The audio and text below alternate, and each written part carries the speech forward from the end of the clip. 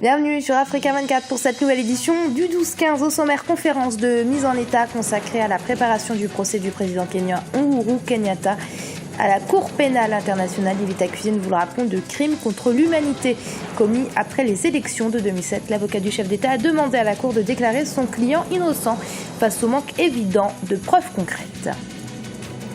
La composition du nouveau gouvernement gabonais a été dévoilée, un cabinet de 35 membres, parmi lesquels 6 arrivés.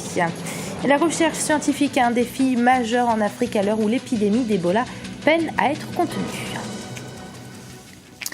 Le président du Kenya, Uhuru Kenyatta, s'est donc présenté en personne ce mercredi devant la CPI de l'Haye pour une conférence de mise en état consacrée à la préparation de son procès. Un chef d'État en exercice dans le box des accusés de la CPI. C'est une première qu'Africa 24 vous a fait suivre en direct de l'Haye. La procureure Fatou Bensouda, présente à l'ouverture de l'audience, a de nouveau demandé au Kenya de coopérer. Écoutez-la. J'aimerais vous présenter 2 arguments, l'un étant beaucoup plus long que l'autre. Alors pour ce qui est de l'argument le plus bref, voilà ce que j'aimerais vous dire.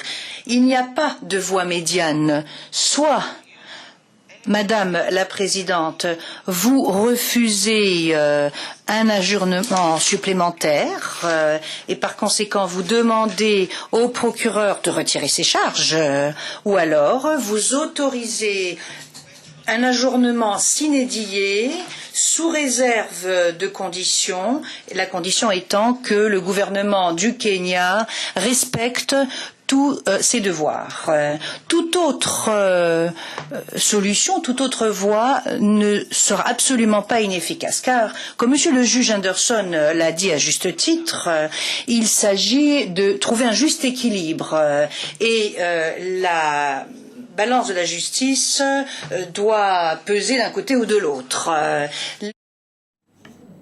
Et c'est l'un des avocats du président Uhuru Kenyatta qui a clos cette audience. Selon lui, l'accusation ne dispose d'aucun élément de preuve pouvant accuser son client d'une quelconque responsabilité dans les violences post-électorales de 2007. Il a ainsi demandé à la Cour, et je cite, de tirer un trait sur cette affaire et de déclarer son client innocent. Au Gabon, le 5e gouvernement en 5 ans de l'ère Ali Bongo a été rendu public récemment à Libreville. Un gouvernement de 35 membres marqué par 4 sorties et 6 arrivées, mais surtout une confiance renouvelée à plus d'une vingtaine de personnalités. À noter qu'aucun membre de l'opposition n'a fait son entrée dans ce nouveau cabinet. Reportage de notre correspondant Douglas Toutoum. Attendu depuis la démission du ministre de l'Éducation nationale, le professeur Léon Zouba. Le 5e gouvernement en 5 ans du président Ali Bongo Ondimba a été mis en place durant le week-end sous la direction du Premier ministre Daniel Onaondo.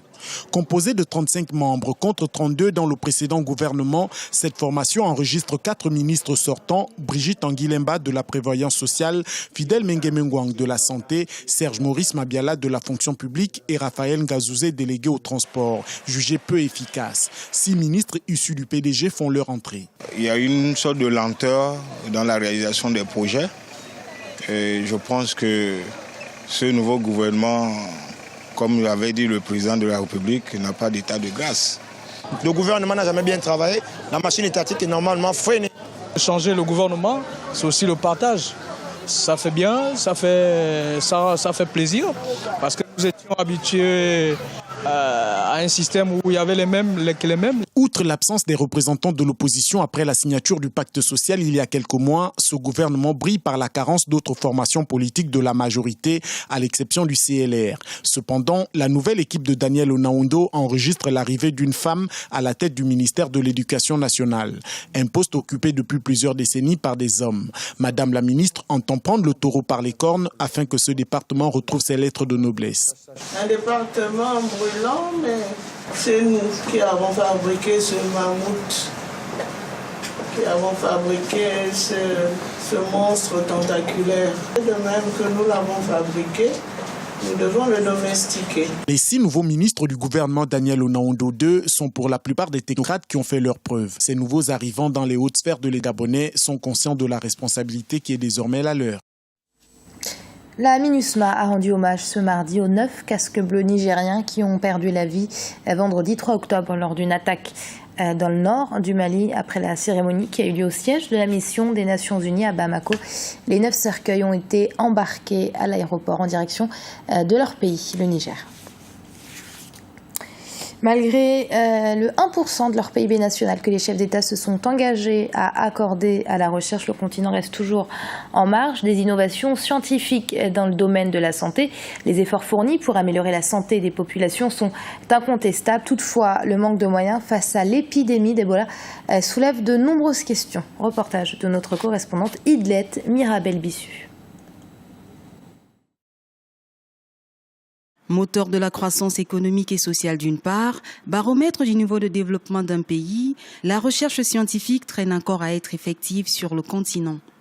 Si en Europe, le pourcentage du PIB des États dédiés à la recherche scientifique s'élève à 3% par pays, en Afrique, moins de 0,5% du PIB est alloué à la recherche. Un chiffre qui traduit le retard considérable dans le domaine de la recherche scientifique en général et dans le développement des industries pharmaceutiques en particulier. Face à la gestion des pandémies sur le continent, les autorités estiment que malgré les manquements, des efforts sont faits pour améliorer la santé des populations. En matière de santé publique, on établit toujours des priorités. Qu'est-ce qui constitue aujourd'hui les priorités sur le continent avant que cette épidémie ne surgisse?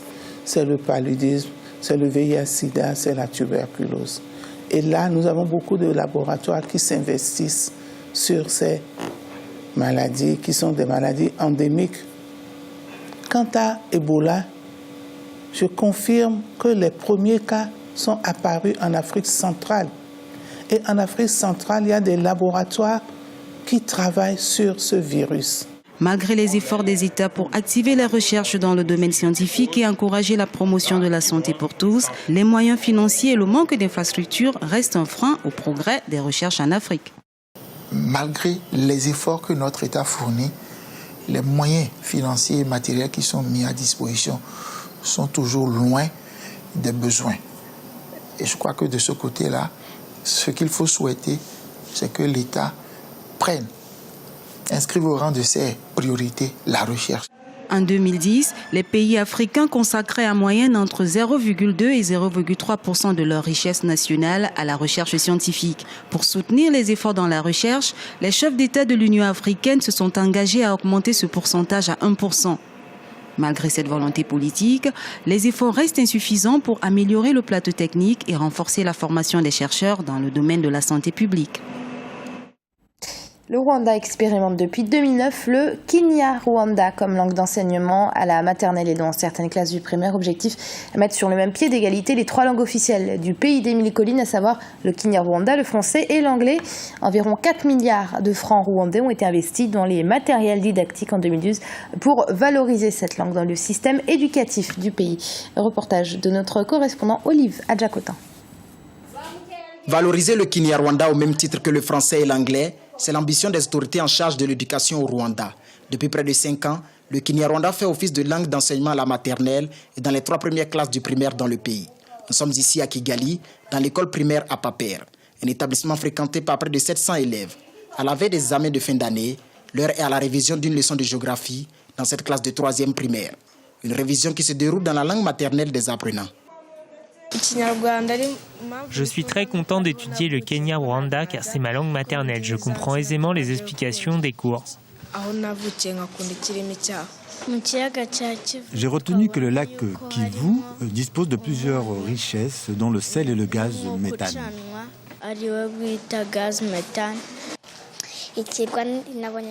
La révision du jour m'a permis de comprendre que le lac Kivu est une étendue d'eau qui ne coule pas et se situe entre le Rwanda et la République démocratique du Congo.